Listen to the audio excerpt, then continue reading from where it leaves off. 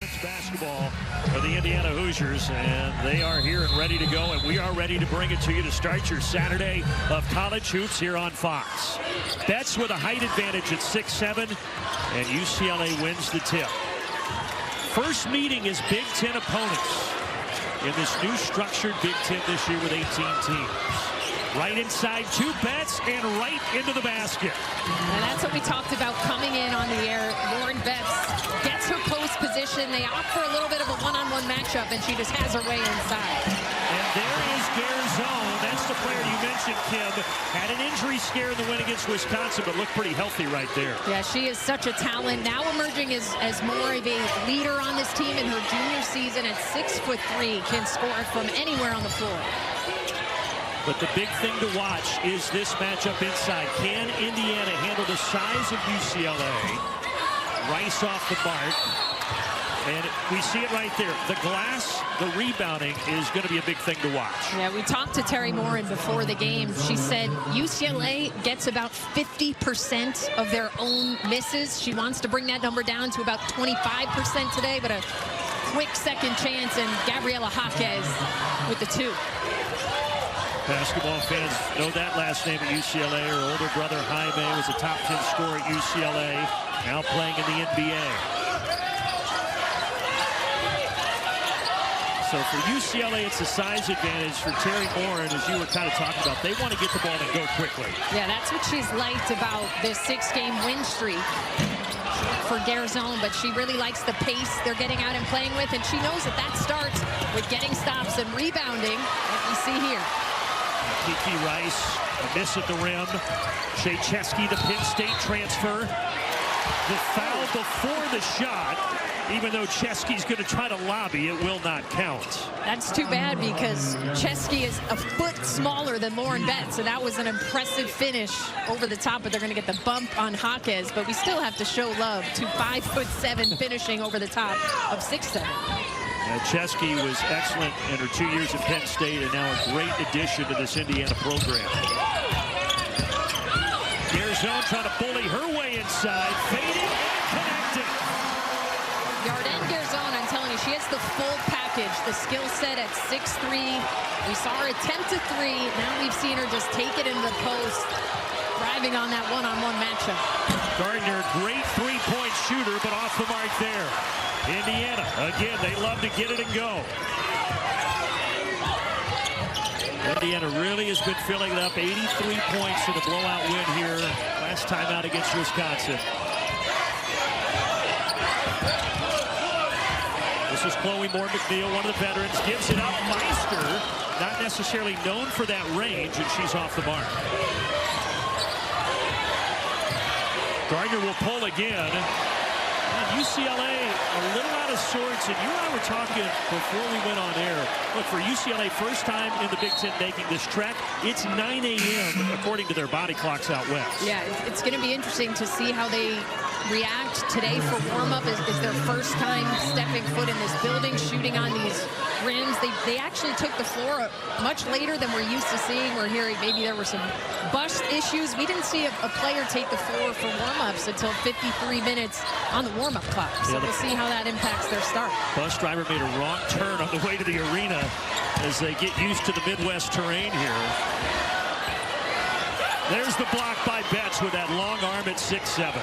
And you see her mobility, the ability to switch onto a guard and step out and contest. And right back into Betts, spinning and scoring. Now the crowd wanted an offensive foul, but no whistle. Yeah, I think that could have gone either way. Maybe a little bit of a dip of the shoulder, but was certainly sold a little bit on the Indiana side. Janiah Barker, such a good defender here as she marks Garzone, who fires a three, but short, out of bounds, and it belongs to UCLA. Here's Lauren Betts. I think that's a good no call. I think she was just bigger in that matchup. I don't think she really dipped that shoulder or elbow into the defender, but that clip shows you just how difficult it is going to be, not just for Indiana, for opponents all season long, if you don't have the size, height-wise, to match up with her, which very few teams do. And Lauren Betts, top 5 in the conference, not only in scoring, but rebounding, blocks. She really makes the engine go for Corey Close.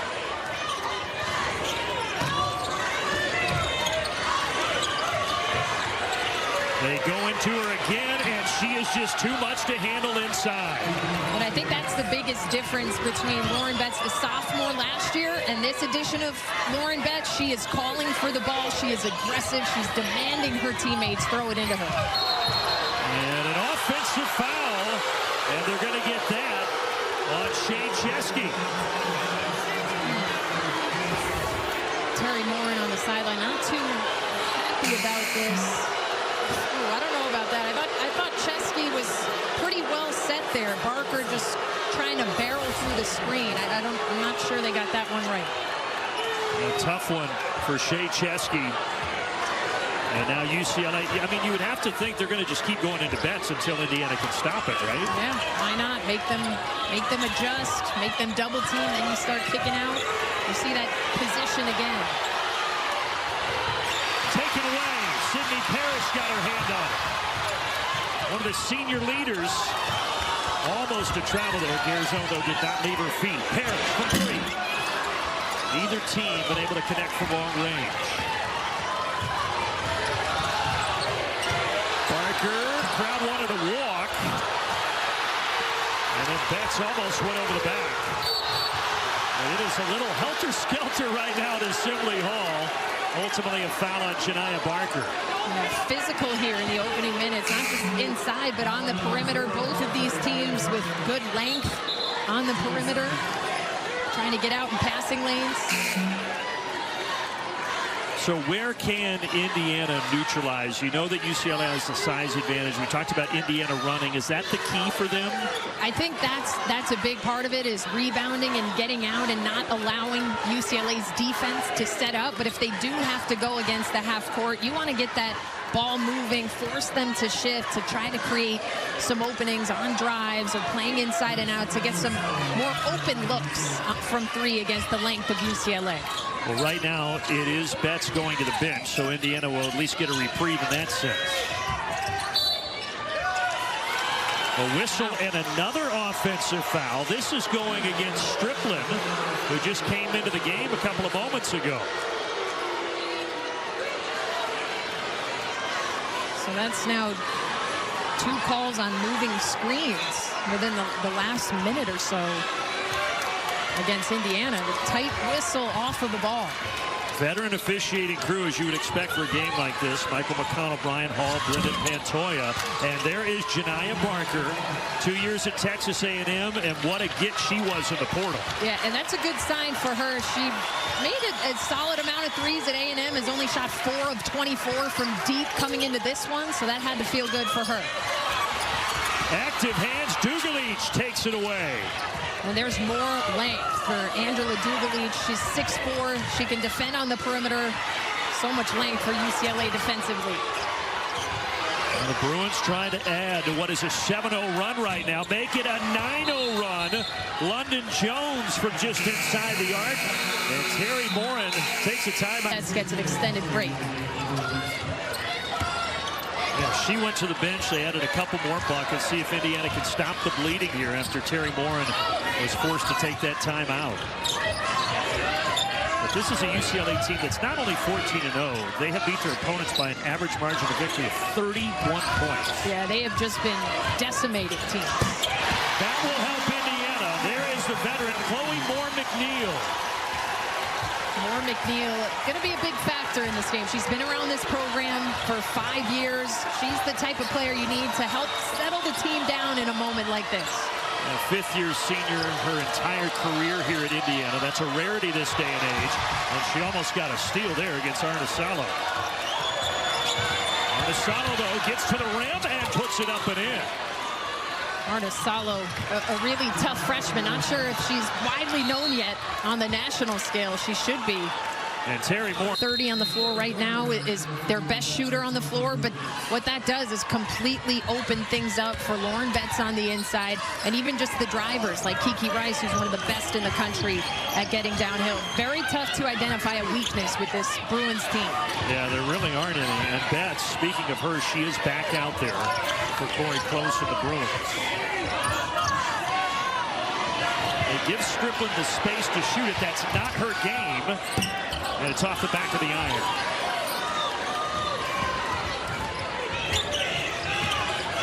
Indiana just 1 of 6 from long range here to start.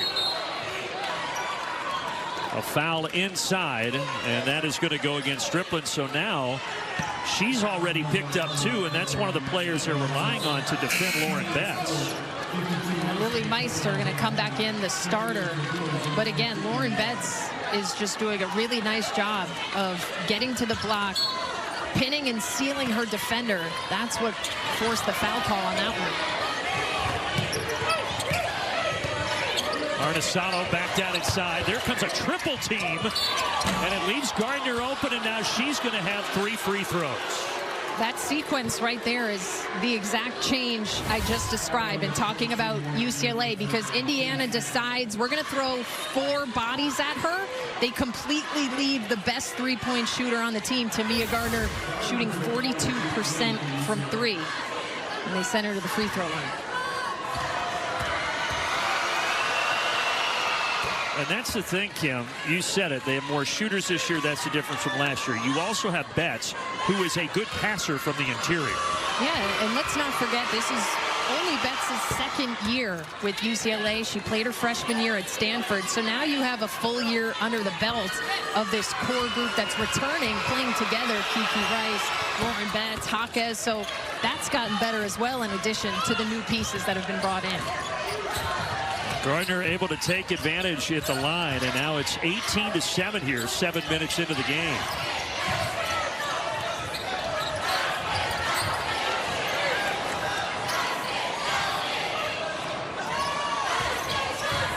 Sydney Parrish comes to get it. Drives, great pass, Meister wide open. Really nice patience offensively for Indiana there. Parrish, known as a three-point shooter, keeps her dribble alive to draw that double team. I think they've got to keep trying to get into that paint a little bit to force some things open.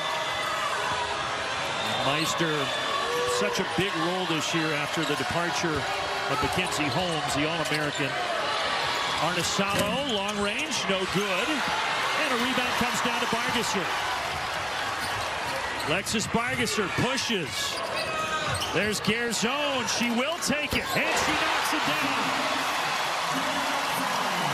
And Brandon, what started that whole sequence was 4 black jerseys crashing the defensive glass. They did not allow UCLA to get the O board. It allowed them to get out and run in pace. And look at Parrish with a steal.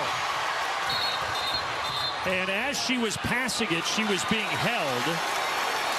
But Indiana all of a sudden with a little burst of momentum.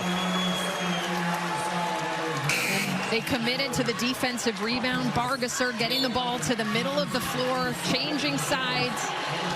And Garzone dialing up the triple. She can be dangerous from there. And then back-to-back possessions, defense to offense.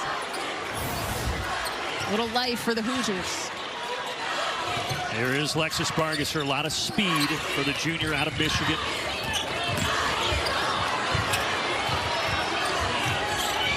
Chesky gets a screen. Crossover. Leaning in. And she will get herself to the charity stripe at the 139 mark.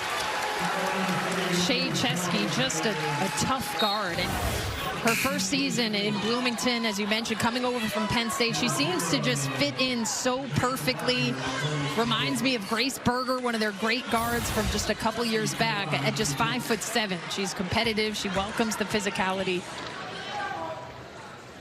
When she entered the portal, Kim, they asked her what she was looking for. She said, I wanted a coach who was tough on their players, pushed them, and made them better. And she says, I feel like I found that in Terry Moore. Yeah, it is a really nice fit on both sides. Well, all of a sudden, from down 11 to back within 4, a 7-0 run for the Hoosiers.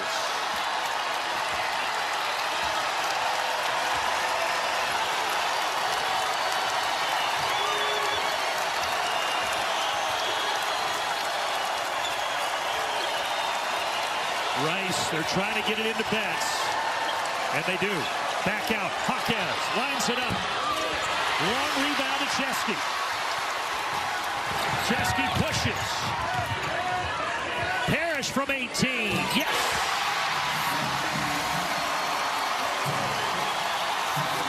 Another really nice sequence that started on the defensive end. They shaded in a little bit on Betts because there weren't three-point threats on the outside, and it paid off.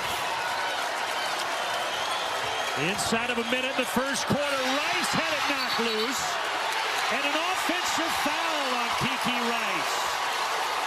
And Indiana will have a chance to tie or take the lead. Indiana's defensive pressure and activity has noticeably shifted upwards. They're feeding off the crowd. Alexis Bargesser, somebody they really turn to for on-ball defending. And just giving Kiki Rice some headaches on that possession. Well, I mentioned that this is one of the top 5 atmospheres attendance-wise in the women's game, and you knew that Indiana was not going to go quietly after that slow start. Yeah, you can feel the crowd really getting into this game, and the players are responding to that. Hoosiers look to add to that 9-0 run.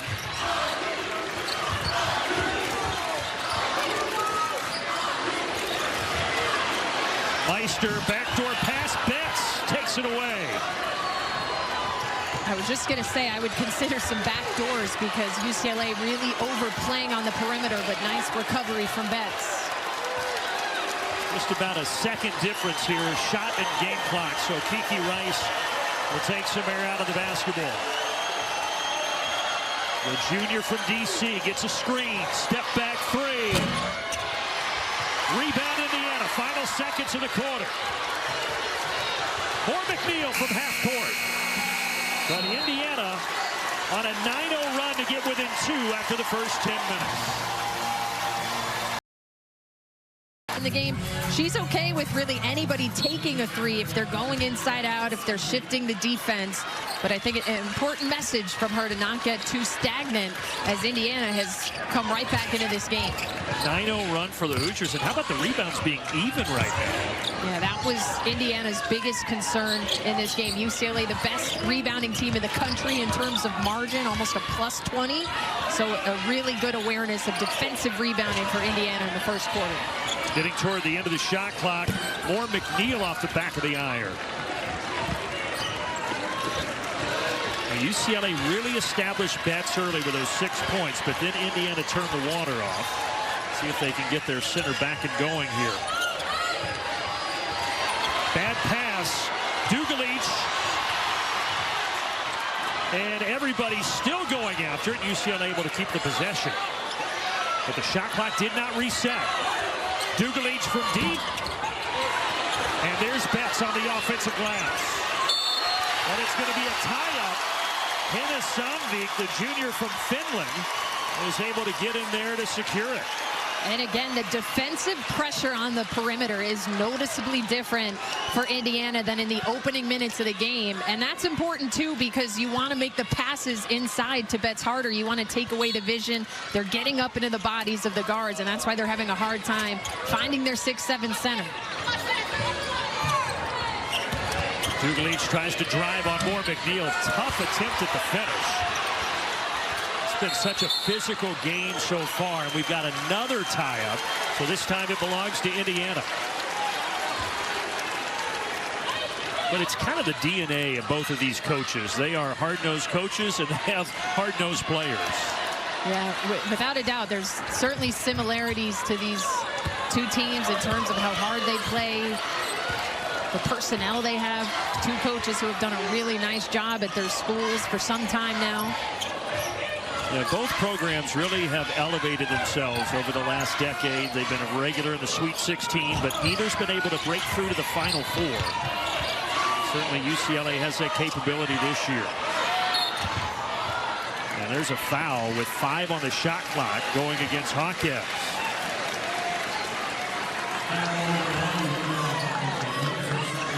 And that is 2 on Gabriella Hawkins.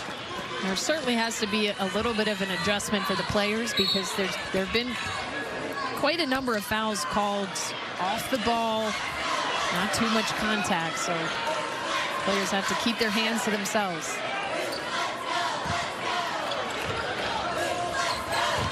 Indiana still on the 9-0 run, trying to tie or take the lead. Chesky backs it up against the defense of London Jones. Drives by her, but then Jones recovers. Up ahead, Hawkes in transition, count it, and the foul on Parrish. And that's probably the first time we've seen UCLA get out in the open floor. You see the impact of Betts defensively stepping in for the help. And then Gabriela Hawkes, so long, so smooth in the open floor. Momentum shifting type of bucket for UCLA. Yeah, that stops the 9-0 run. Hawkes was great in that win against Michigan on Thursday. And trying to complete a three-point play here. And she does.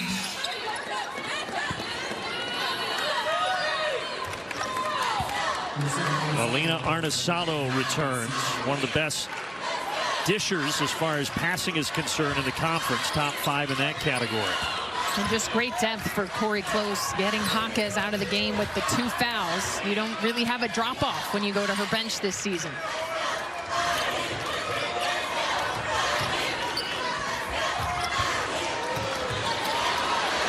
Crowd is imploring Meister to shoot it. It looked pretty good, but in and out. You can tell, though, Betts is daring her to take that outside jumper. Now Betts on the interior, and she has a chance at a three-point play. Pretty much any time Lauren Betts has had a one-on-one matchup, she has been able to score. You see no help, digs in on that one. She's been going to that right shoulder. When it's the one-on-one matchup, it's feast time for Lauren Betts. Betts cannot hit the free throw, and there's a foul. And that's going to go against Indiana. They're going to get Yardin Garzone, and that is her second.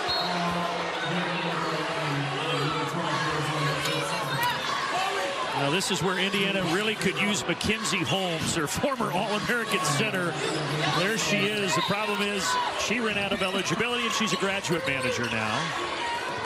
Yeah, Mackenzie Holmes, the program's best player of all time. It has to be tough for Terry Morin to see her down there but not be able to call her number. Because she certainly would be defending Betts if she was out there. Strickland, though, is able to get the stop there. More McNeil from the wing. A little long, and a rebound comes down to Arnesalo.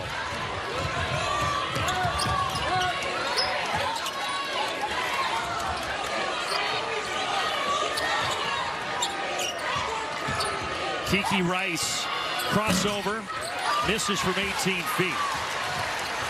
Terry Morin did talk about how different it's been, though, without Mackenzie Holmes. They kind of had to relearn how to play the game a little bit. Yeah, she said Mackenzie Holmes was almost like our cheat code if we were in a funk, hadn't scored for a couple minutes. She's a reliable player we could dump it into. She said that we're still figuring that out by committee. Garzone, certainly somebody who's evolving into that role. Her confidence, I think.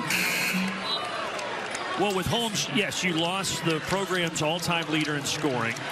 And you lost also a great leader, and such an inside presence is just so rare. Like Betts is rare, and Mackenzie Holmes is rare. You just don't see those players very often. Yeah, and you don't think about it as much on the defensive end as well, but she was such a presence inside there, and now players having to step into bigger roles and try to stop a player like Lauren Betts. Strickland mid-range jump shot, no good.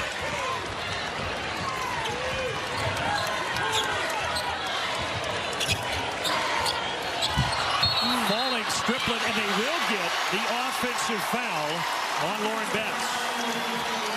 Great call there by the officials, and I think that's what you have to continue to do with Lauren Betts, is try to be physical with her, try to make her uncomfortable, push her off her spots.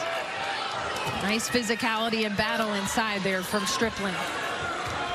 It is just the first foul on the junior from Colorado, Lauren Betts. Indiana yet to score here in the second quarter.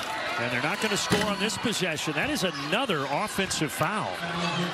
And almost all of them have come on screens. We saw a replay earlier. I wasn't sure the call was correct, but right now Indiana really has to make sure they are planted on these screens. Officials are watching it like a hawk. It's a few players now for Indiana with 2 fouls. Chloe Moore-McNeil picking up her second. Betts kicks out. Arnesalo, a little long. And Moore-McNeil with a rebound. And that continues to be the best bet, no pun intended, for Indiana, is sending a quick double and forcing Lauren Betts to get the ball out of her hands. But a miscue, Moore-McNeil double dribble, and so the ball right back to UCLA. Indiana, you have to be so sharp offensively against this UCLA team as they're starting to pull ahead a little bit. When you get your stops on your end, you have to capitalize, protect the ball, something they've been doing very well over this 6-game win streak. Inside, Tamia Gardner has it stripped by Parrish. Well, for two teams that know how to score the basketball, really the defenses have kind of reigned supreme here early. Chloe Moore-McNeil rolls around and out. Things just not falling right now for the Hoosiers. Kiki Rice finding Betts, and Betts will head to the line. Lauren Betts showing some mobility as well at 6'7", running right to the rim. Her junior counterpart Kiki Rice delivering her the pass in time. We haven't seen Kiki Rice score yet, but that is also, Kim, one of the best players in the country. When you put Rice with Betts, that is such a dangerous combo. Yeah, they were the top 2 players in their recruiting class. Now playing together after Betts coming over from Stanford, it's really starting to flourish, that partnership. Betts missing on the second. 8-point UCLA lead here as we get inside of 5 minutes left in the half.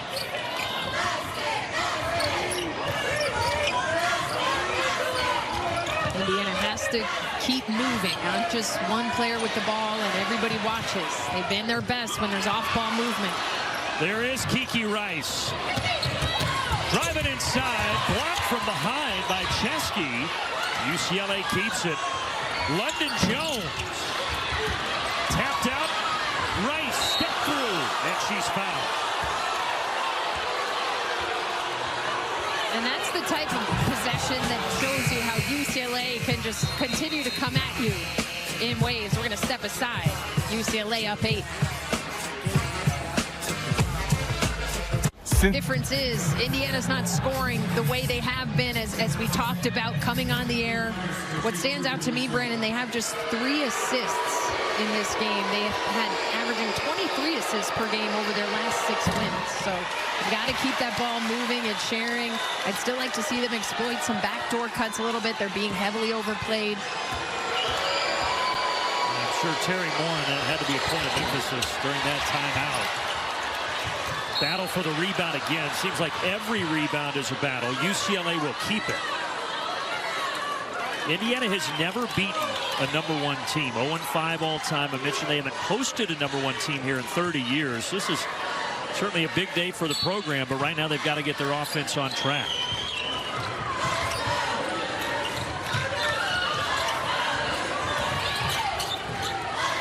Arnesalo back to Kiki Rice.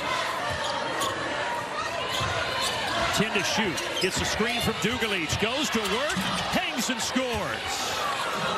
Kiki Rice is as tough as they come off the bounce. Lauren Betts getting a break on the bench, but there is no let up. Kiki Rice taking it right to the Indiana defense.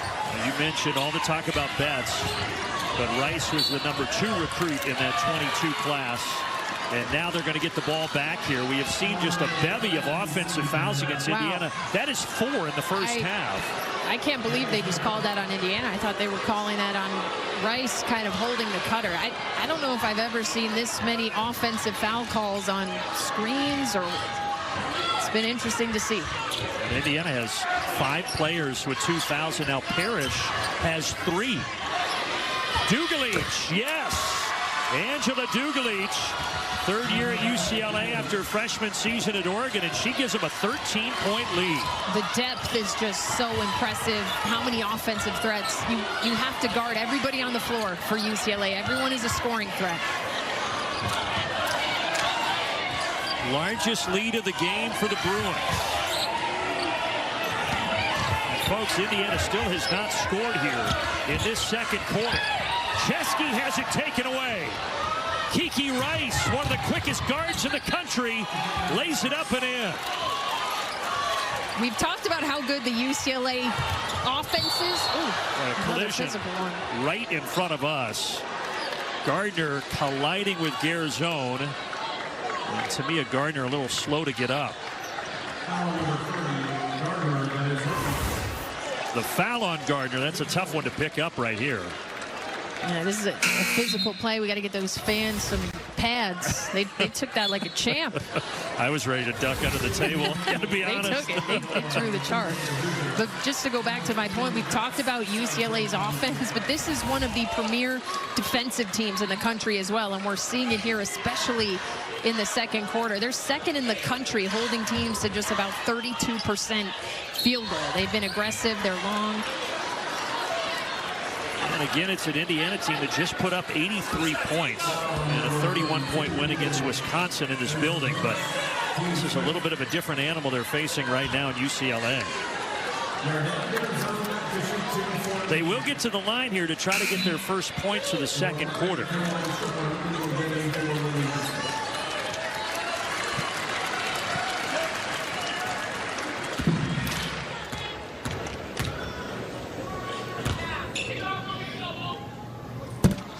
Garzone cannot connect on the first. You mentioned how key she is for this Hoosiers team. Double-digit score all 3 seasons, and she started all 78 games in an Indiana uniform. And she knocks down the second. And I think you see the difference in this game. Yarden Garzone usually has a size advantage at 6'3", but UCLA has the size to match up with her on the perimeter in this matchup. They're making things really tough for her and everybody. Rice turns the corner. I can't connect.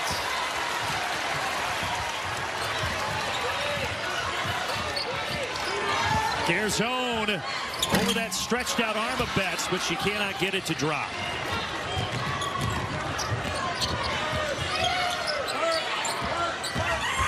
Arnesalo, that was a tough shot, scooping it up and in with a right. She is an underrated freshman in this country. She's coming over from Finland. She's had lots of professional and international experience. She's a hooper. Striplin, yes, just inside the arc. So there is Indiana's first field goal of the second quarter, and it comes nearly 8 minutes in. And that would certainly help if their bigs can stretch out a little bit and pull Betts out of the paint just to open some things up for the players inside. Dugalich down inside to Lauren Betts. Double comes, but they're going to get a jump ball. The arrow will keep it with UCLA. And it's been a consistent theme. Anytime Indiana has sent a double or a triple on the catch, good things have usually happened for them defensively. They get Betts to bring it down low.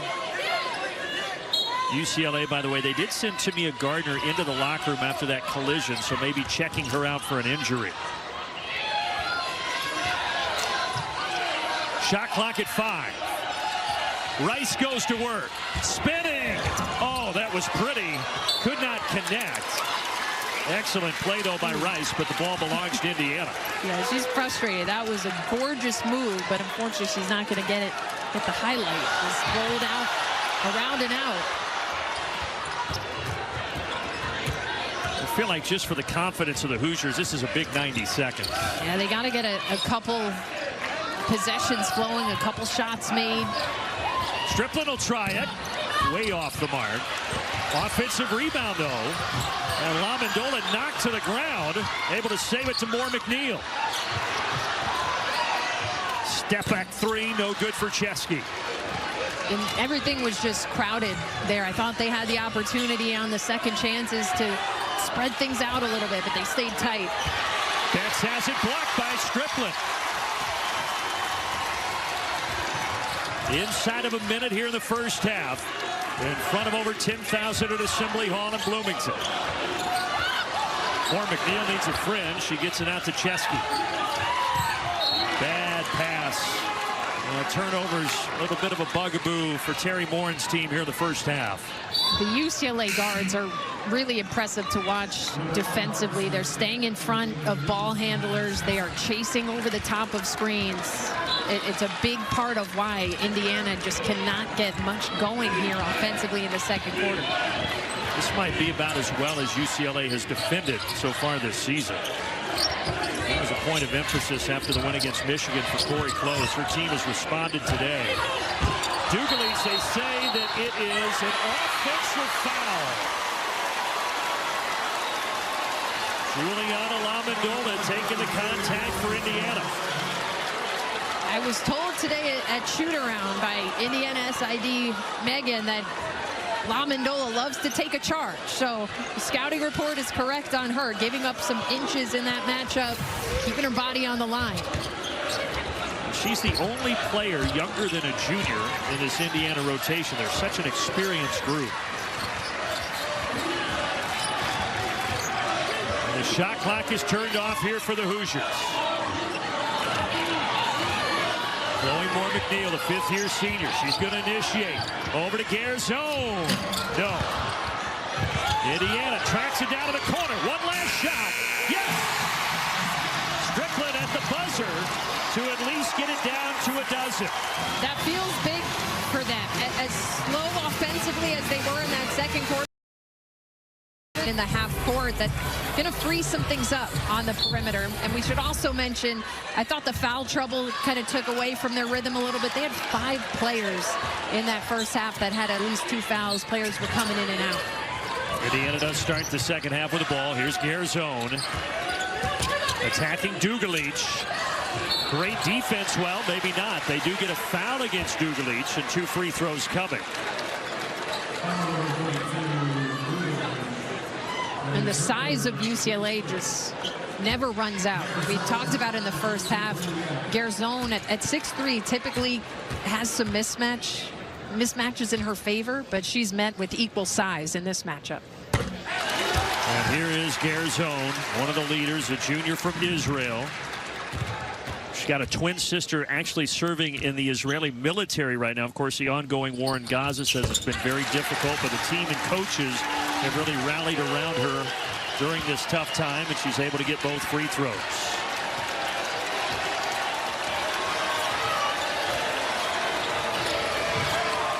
Dugalich gets it over. Wide open was Hawkes, but she won't take the shot. Here's Betts. Closer look. Misses with a left hand.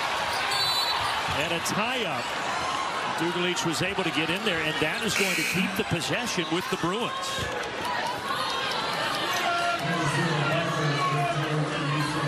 It's a quick sub for Corey Close. I noticed Barker was riding the bike there in the corner. Maybe she was trying to get loose a little bit, but a quick sub. And Dugalich 3 fouls, so it was a little risky going for that jump ball. Rice can't get it close range, and Chloe Moore McNeil takes it out of there. Shea Chesky. Oh, going right at the 6'7" center. Small but mighty is Shea Chesky. Definitely no fear from Chesky, but that's the pace that Indiana wants to look to play, and it started by getting the stop and the rebound. She was giving up a foot in the size disadvantage category, but she gets the crowd into it. Barker quiets the crowd with a mid-range jumper. It's just such a tough team to defend because they were defending Betts so well in the post. They were fronting her. They couldn't lob it in, and then Barker just knocks in an easy one. Parrish cannot connect from the wing, and here comes Kiki Rice. Jones down inside to Betts. Kick out. Hawkes in rhythm. Yes. And just like that, a quick 5-0 spurt for the Bruins. And I was going to say, Hawkes is one of the players that you're probably okay with shading off of her a little bit to double team Betts, but then Hawkes knocks it in. She doesn't have one of the best percentages on the team, but just such a dangerous group. Talked about Hawkes. Her brother Jaime, of course, was a legend at UCLA. She grew up 45 miles from Westwood out there in California. Always wanted to play for the Bruins, and now getting the opportunity to do that, just like her brother did. Garzone trying to drive it on Barker. Off balance, but she got it to go. Tough bucket. She's being met with multiple matchups with size, length, physicality. But she's sticking with it, and she's fired up on this end as well, trying to get her teammates involved. She's got 12 to lead the Hoosiers, does Garzone. Barker in and out. There's Betts, though, and she sticks it back home. And that's just frustrating, completely losing sight, losing position of Lauren Betts, who certainly doesn't need any help getting points. That's going to be on Barker, 25 feet from the basket. And this was a theme in the first half. A lot of away from the play fouls being called, a lot of off-ball fouls, fouls on screens, offensive and defensive. Very tight whistle here that the players have to adjust to. So that's 3 on Barker. She and Dugalich both with 3. So Corey Close is going to bring back in Gardner, who left briefly in that first half after a big collision, but she's okay. Garzone on the step back. Left it short. Hawkes. Nobody stopped her. And Betts again, such a problem on the offensive glass. You have to be aware of where she is. A second time in a row now where she has just had inside position on the offensive rebound. Oh, and by the way, there's going to be another Betts. Her sister Sienna, 5-star recruit, is going to be there next year for UCLA.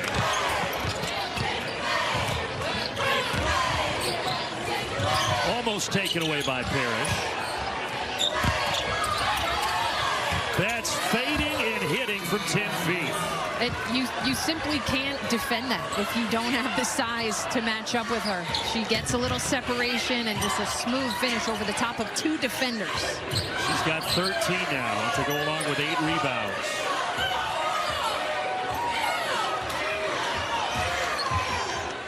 Chloe Moore McNeil is going to pull and hit from 18 feet straight on.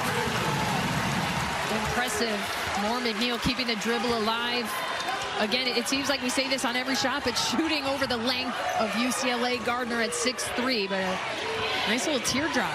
But even that possession with the defense of UCLA, there's not much fluidity for Indiana. And that's going to be a foul on Strickland, and that is her 3rd. So both sides, the foul's starting to mount a little bit. It looked like Strickland was just standing there, but she's not complaining. So maybe there was a little something before the whistle that we didn't catch.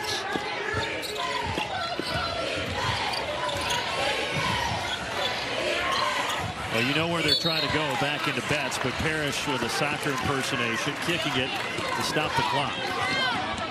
And Betts is so good. She gets in front of her defender and then seals and opens up, and that's how she gets that front position pretty much any time she wants. There it is again. Strickland playing with those 3 fouls. She kicks it to Rice, right back into that well, and why not? Lauren Betts so smart. They're sending her the double. She kicks it out and then instantly reposts, and they forget about it. Mid-range jump shot. Good answer there from Shea Chesky.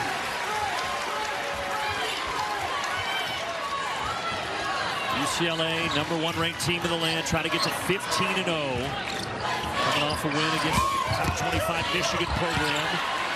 Indiana does get the steal here, but then Rice takes it right back. Well, that is just so frustrating looking at the face of Terry Moore, and you get the stops and then literally hand it right back to UCLA. They're lucky they didn't go right up with the layup there. Kiki Rice a little conservative. Midway point of quarter #3. Betts again. Kicks it out. There's Rice. Buries the triple. Largest lead of the afternoon for the Bruins. Perfect spacing from UCLA. Patience from Lauren Betts, reading the double and triple coming and finding an open teammate. Beautiful basketball for the Bruins. That inside-out game, so tough to stop. And now Indiana able to get a bucket again from Chloe Moore McNeil, who's starting to heat up.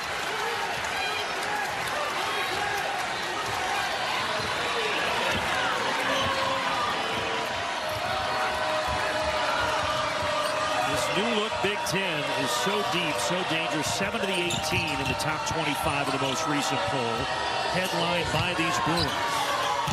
That's great pass. Gardner cuts to the rim and lays it in. There's Lauren Betts summed up. We've seen her score when she wants to, and then we've seen her be patient, see where the double is coming from, and finding a teammate the last couple of possessions. Now Lauren Neal right now trying to put Indiana on her back. She's doing all she can, but Indiana needs to bring the defense. We saw them have their best defensive quarter maybe in the early part of that second quarter. I thought the pressure was really good. They've got to bring that back. Offensive. And look who's in the middle of it. Moore McNeil takes the contact. It takes us to immediate timeout as Indiana trying to claw back in it here in Bloomington. Yeah, I mean, they're playing pretty much even here in this third quarter. Much better third quarter than the second, where they had just 5 points. But the difference in this game is going to be, can they consistently get stops on the other end and just stop the waves of this UCLA team? Chloe Moore McNeil, as of late, has been the offensive spark. Right now it's Chesky giving it up to Garzone. Good shot fake. Drives baseline and scores it off the glass. Garzone, such a wide array skill set. She's been defended really well. They're all over her, but keeps the dribble alive to get the lay-in. Indiana's hit their last 5 shots to get this down to 11. Left Hawkes wide open. There's Betts again on the glass. Right back down into Lauren Betts. Hawkes short. Knocked out, and here comes Chesky. 1-on-2. Takes it, scores it, and the foul.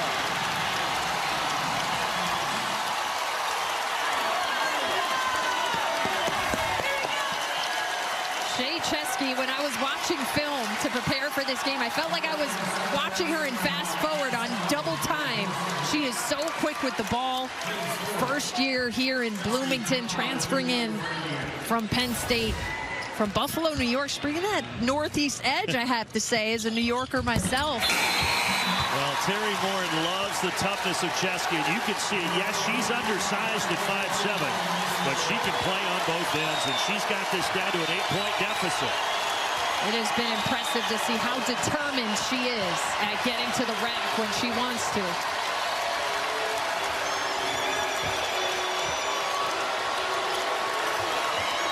Dugalich fouled, and she connects. Tough fadeaway jumper for Dugalich. That's a big bucket because you had 10,000 standing here at Assembly Hall.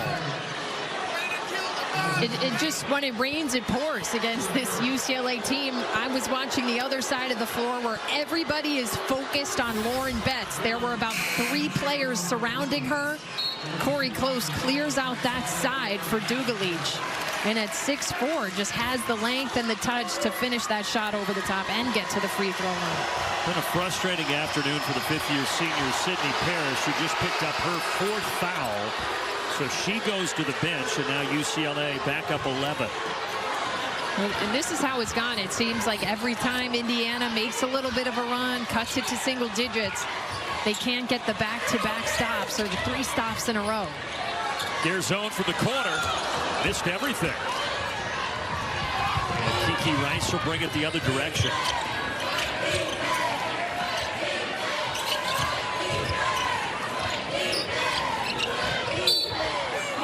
If that's on Strickland, that's going to be her 4th foul, and it is.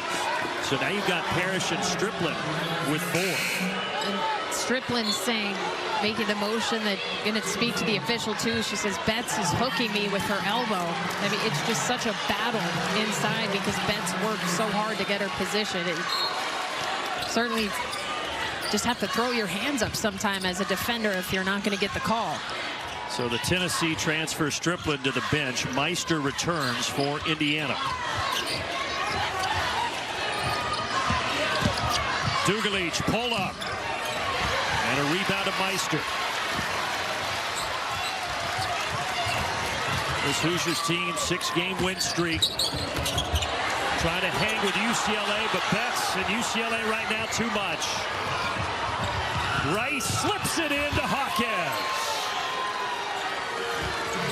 Dangerous team in transition. The slightest defensive lapse. I thought they picked up Kiki Rice a little bit late there. They allowed her to get to the free throw line.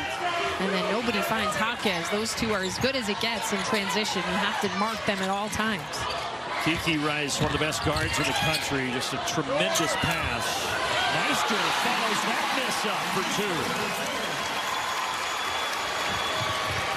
Inside of a minute here in the third quarter. Betts. Count the bucket and the foul. The crowd wanted an offensive foul, but they don't get it. It's on Lily Meister. Yeah, we're gonna let's take a look at this one. I thought it was maybe a little bit of a flop. I don't think Lauren Betts had anything to do with Meister falling down. So as much as Assembly Hall doesn't like that one, I think it was actually the right call. 17 now for Betts, 10 rebounds, another double-double. She misses the free throw, and now we have a foul on Dugalich, and that is her 4th. Foul trouble really starting to mount on both sides here.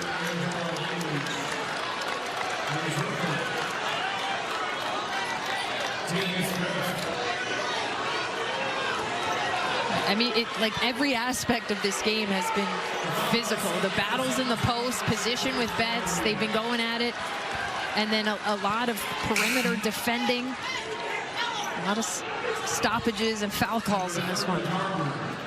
Juju Watkins is the preseason player of the year in the Big Ten for USC. Unbelievable. Between her and Betts, when those two square off, what a battle. Yeah, well, I think it's time. I think people need to start putting Lauren Betts in the National Player of the Year conversation. That's something I haven't heard. I've heard Hannah Hidalgo and Juju, probably the 2 front runners right now. Rightly so. Those 2 have been amazing. But I don't think you could understate what Lauren Betts is doing for the #1 team in the country. They don't need her to score 30 because they have so many players. She only plays 28 minutes a game.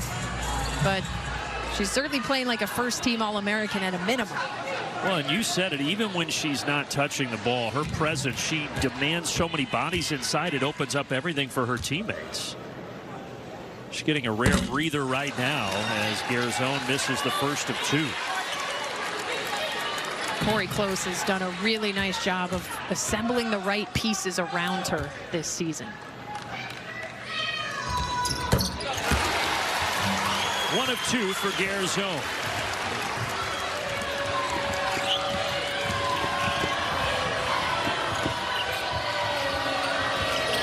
London Jones, great 3-point shooter. Down inside, here's Janiah Barker, but she lost it. Shot clock off here. Indiana can hold for 1.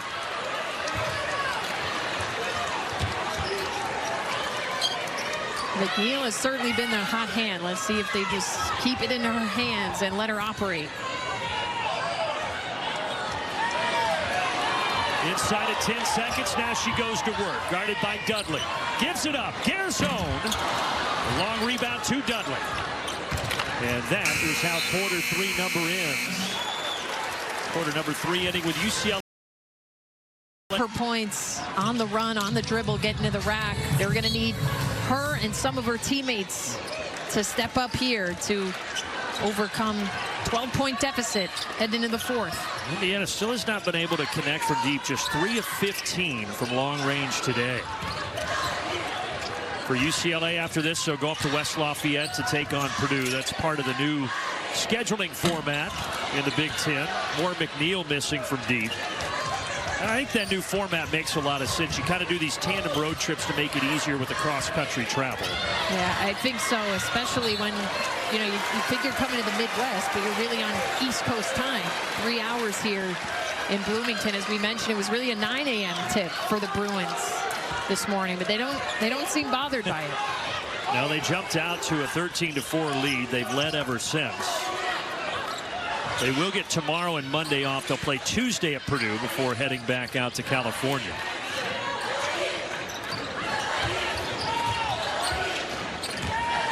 Chesky splits the defenders. No whistle. And UCLA takes it the other way. London Jones had a quiet day. He's making some noise there. And that, Kim, is her bread and butter. Yeah, London Jones set the UCLA single season record for threes made last season. Her percentage hasn't been anything crazy this year, 33%, but she can make some timely ones. And there goes the Indiana three that you were looking for. This is their fourth of the game. It's La Mendola, the Texas native, who connects from deep. You were telling me before the game, though, Terry Morin's had an up-close look at both Jones and Kiki Rice. Coached them in USA Basketball. Yeah, some connections there. Knows their tendencies. Probably prefers coaching them to facing them in a game like this. That's an offensive foul on the aforementioned London Jones.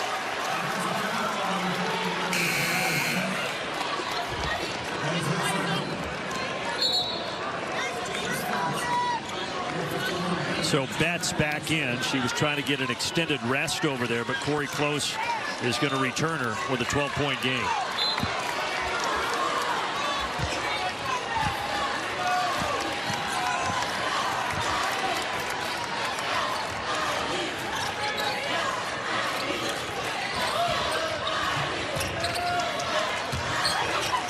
Chloe Moore McNeil. Over the top to Lily Meister. Meister cannot connect. With Betts away from the post, she had the height advantage, but could not hit the shot. Betts on the other end. Power dribble. Up. Yes. Two more. Give her 19. Big mismatch on that possession. 6-inch gap, and Betts recognizes, takes it right to her. Gear zone a little too much, and Betts clears it.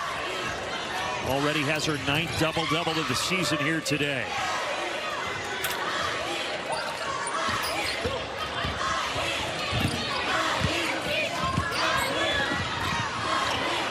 Chesky, so pesky. She's got the steal. Up ahead to Moore McNeil, who lays it in. I don't know if it was intentional, but I liked the rhyme there. It was not. Pesky Chesky. But I'll take it. Back to a 12-point game, but can Indiana get closer? You said it. UCLA's had an answer every time today. This time, deep three. That's an air ball. And Indiana with a chance to get a little closer.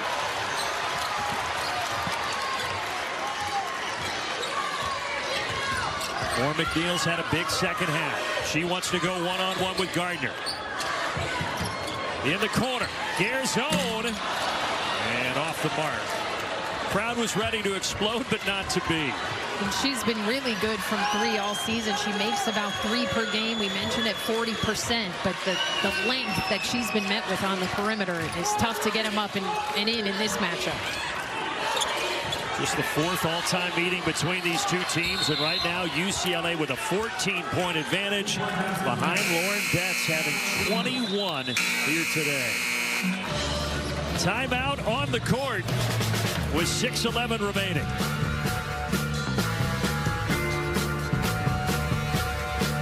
For nearly 200 years, they keep coming at you offensively. They're bringing players in off the bench, but still plenty of time in this game. But it sounds repetitive, but Indiana they need to get consistent stops in a row. It can't be one and then give up a no board and a 3. Got to really clamp down on that end. And they really haven't had an answer for Lauren Betts, who has 21 points and 11 rebounds. A whistle and a foul here against the Bruins. That's going to be on Hawkes, her 3rd.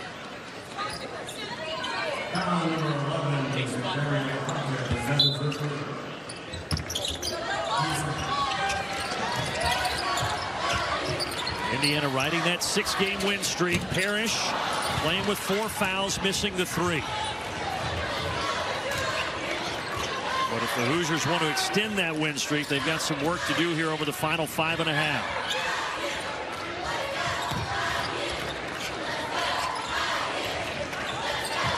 Arnisalo and the Bruins trying to stay perfect, trying to get to 15-0. Betts, their leader, with 2 more. And that's just good team chemistry right there. There wasn't a lot of space to get that ball in. She had 3 people on her, but Kiki finds the pocket perfectly. Strickland can't finish, and UCLA has it back. Chance to take their largest lead. Rice to Barker, and Barker lost it going up. Garzone drives and went right through the contact of Hawkins. Yeah, with all the fouls we saw called off the ball, I don't know how you don't call that one. I mean, that's a clear body bump on the drive. Garzone able to still finish. She's got 17.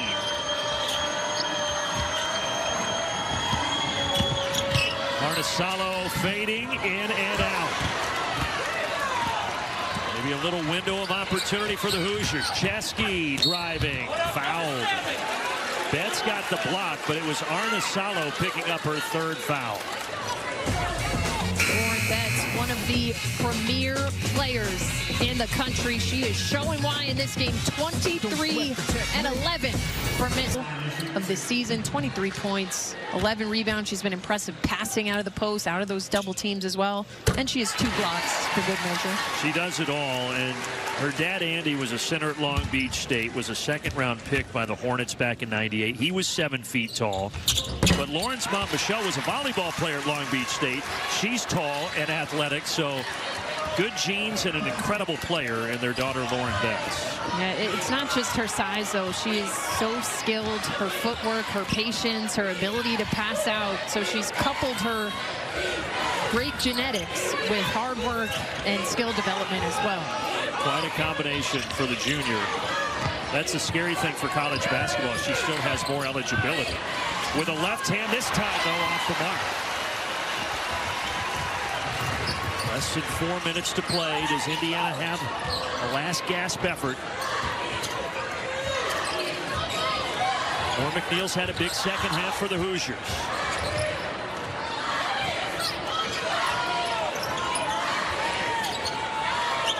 Inside of 10 to shoot. Norm McNeil comes back to grab it.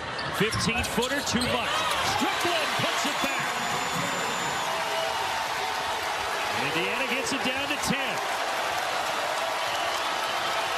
UCLA slowing things down. They want to be diligent and using a little bit of clock here. Work for a great shot, and Indiana has switched to a zone defense here the last 2 possessions. Pass inside that zone, and Hawkins is fouled, and you can see the frustration for Caroline Strickland. She just fouled out of the game. She has battled inside today, but she exits with 3:09 remaining. Strickland really was doing all she could, battling with Betts for most of the game, and then picks up a tough 5th one. And you said it, you see the frustration on the reaction right away. 2 at the line for Hawkins. Hawkins, not only a great basketball player, was a great softball player in high school. Could have played D1 for softball, but basketball was her passion, and she's able to get her own miss here. Well, they pulled her onto the softball team this spring in the postseason. I think she came in as a pinch runner. Yeah, against Georgia in the Super Regionals. They had to ask her coach, Corey Close, if they could bar her. She said yes, just don't hurt her. And she actually pinch ran. Here she's firing a 3, but it rolls off on Hawkins. That would have been nice if she hit that, because that was quite a pass out from Betts. For McNeil, great drop off, but Meister misses the bunny. And I think that shot is a product of just Lauren Betts' existence. Of 6'7", you're worried about going up with the shot, and that's stuff that doesn't show up in a box score with the impact of Lauren Betts. And Corey Close is going to take a timeout here. As UCLA trying to hang on to remain undefeated and atop the women's college basketball poll. Well, UCLA will take on Baylor in the inaugural Coretta Scott King Classic. It is a historic women's basketball doubleheader event that's going to be on Monday, January 20th at the Prudential Center in Newark, New Jersey. You can get your tickets at Ticketmaster. UCLA.com. That is going to be an awesome event. That's an exciting field. Texas, big win over Oklahoma. Was it just last night, 2 nights ago? And then Maryland, one of 5 remaining undefeated Big Ten teams. After this game, we'll only have 4. But Maryland, a team that's maybe going to catch some people by surprise. Brenda Freeze has assembled a really nice group. I'm excited to see them go against UCLA.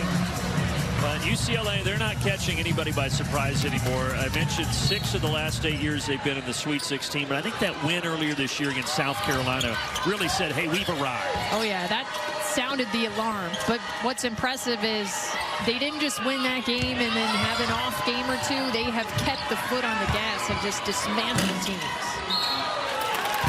That one bounces over on Jones. Yeah, over a 30-point average margin of victory. Little different here today, but Corey Close said she knew this would be a battle. Yeah, I mean, it's their first ever Big Ten road trip. You switch time zones. A noon tip for Indiana means a body clock of 9 a.m. for UCLA. It was not an easy circumstance to come into this one with the crowd. Well, UCLA has led pretty much from the jump. Meister's able to draw a foul on Hawkes, so 2 free throws coming.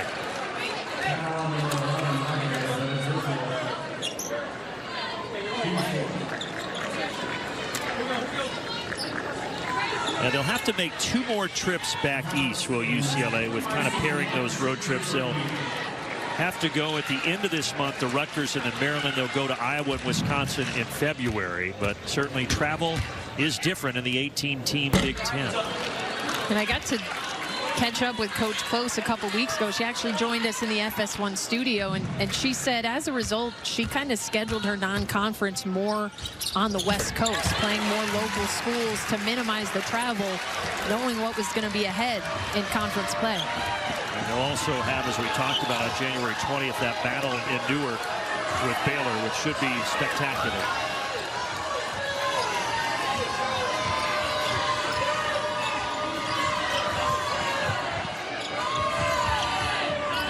UCLA content to eat some clock and then go into Lauren Betts.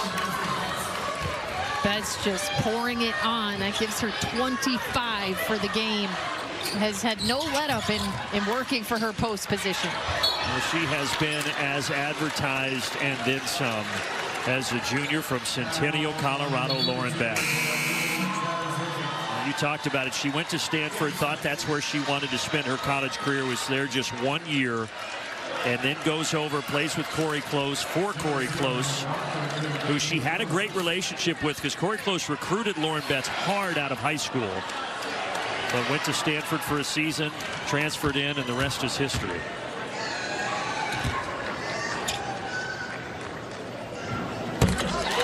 At the line, Garzone knocks down the first of 2.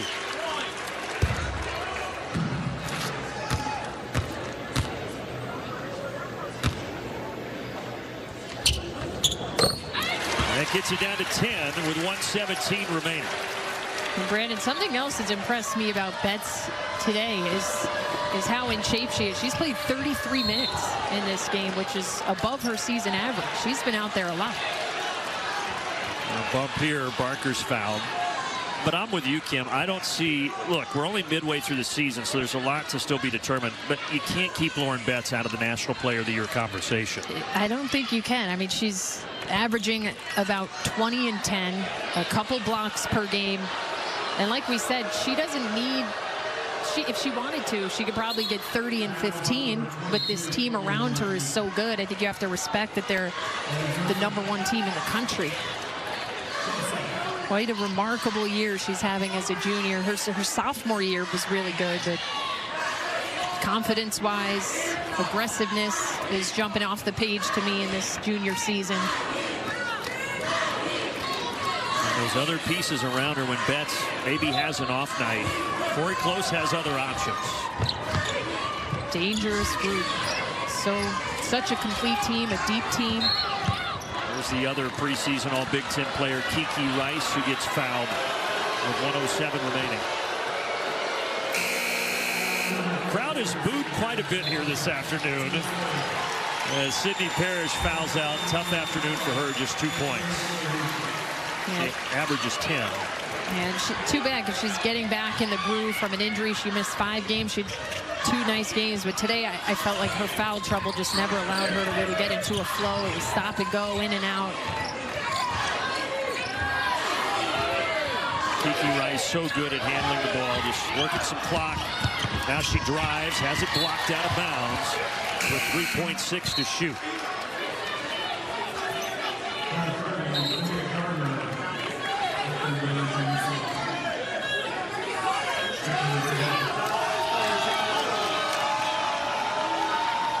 If the score holds, Indiana will drop to 10-4 and 2-1 in the Big Ten. Here's Gardner.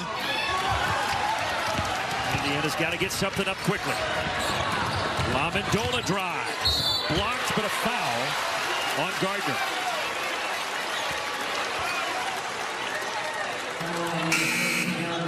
Even if this score does hold, though, I think Terry Morin in Indiana, this is once again a good Hoosiers basketball team. Yeah, this is a team that's certainly coming into their own.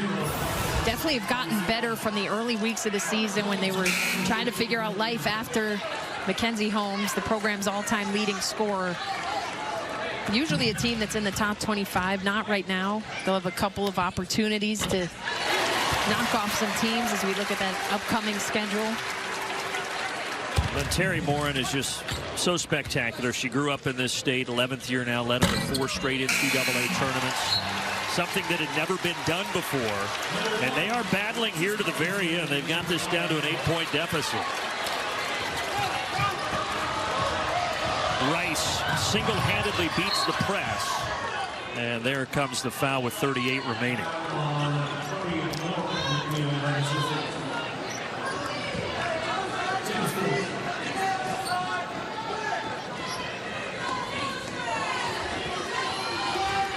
No free throws yet.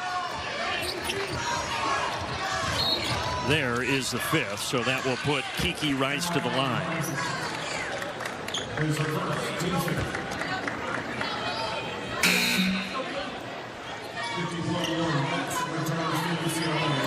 Well, Kiki Rice, she may not have scored a ton so far, 7 points, but 6 rebounds and how about 7 assists today for Kiki Rice. Yeah, she puts so much pressure on the defense because of how well she can get into the paint and drive the lane. But she's been on quite a stretch coming into this one. Her last 3 games was averaging 18 points on 76% shooting. Her season efficiency is 61%, which is pretty much unheard of from a guard. That's insane.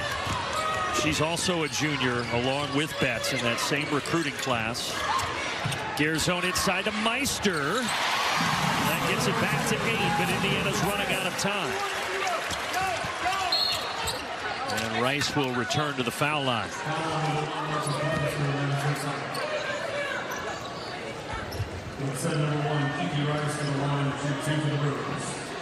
But for UCLA, Corey Close said it the other day. She said, we are going to learn really quickly how tough life on the road is in the Big Ten. And they're getting a taste of that today. Looks like they're going to escape, get to 15-0. But the Hoosiers put up a tough fight today. And I think these are important wins for UCLA. You're going to be in a lot of environments like this with tens of thousands of fans booing. There's no let up on the boos. And we've seen them dismantle teams, win by 30 points. They're going to be single-digit games. I think these are the games that are most meaningful to win once you get down to March and postseason play. Rice misses the second. Well, now we'll walk to the other end for free throws. That's certainly not what Corey Close wanted. A foul that will put IU at the line.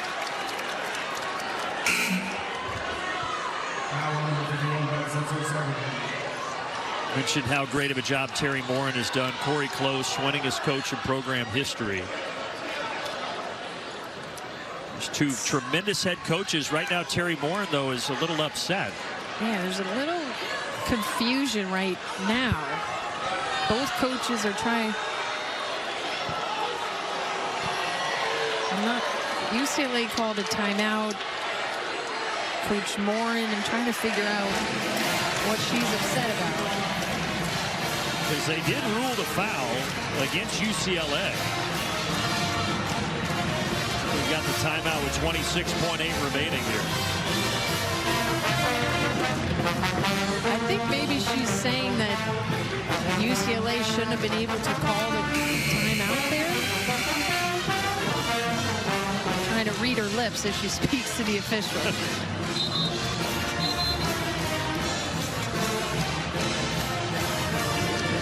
Brian Hall and Terry Moore having an in-depth conversation.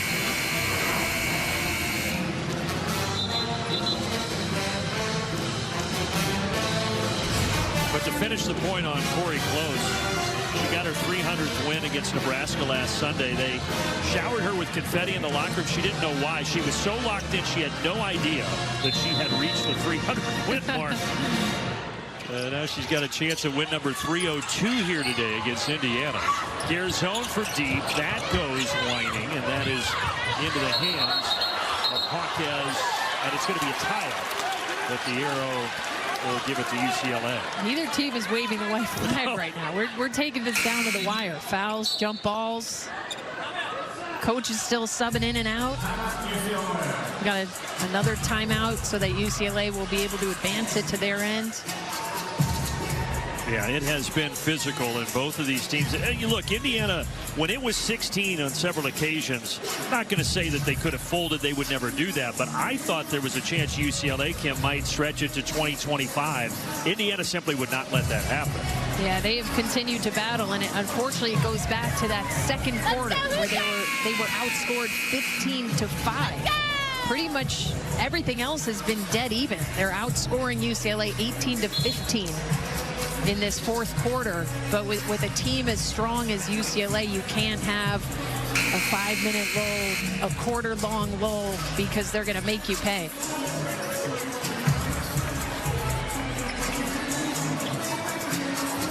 So UCLA ball in the front court. Each team with one timeout here.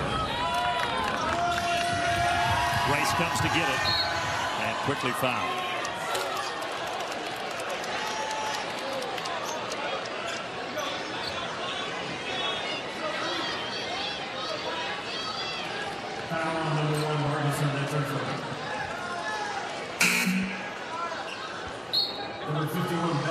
And Kiki Rice back to the line. Kiki, another young woman who has an incredible family story. Her dad, John, played at Yale. Her mom played tennis at Yale.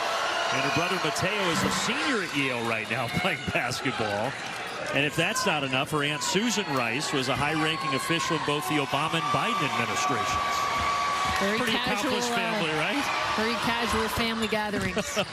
When I had them in the NCAA tournament last year, she had John Legend there as a family friend. Just ho-hum. Here's John Legend. Just going to come and break bread with us. And her cousin is Allen Houston, who was a great New York.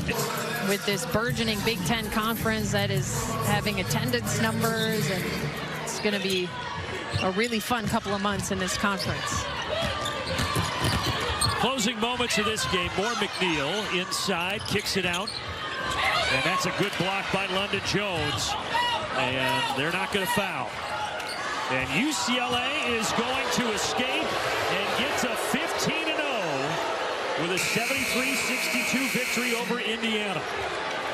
Janiah Barker is waving to her new Indiana fans, but impressive for UCLA. Their first Big Ten road trip was business as usual. Credit to Indiana for battling with them, but just too much Lauren Betts, too much UCLA. Betts, 25 points, 12 rebounds to help captain the ship for Corey Close and the Bruins. And they stay perfect and will take that perfect record to West Lafayette.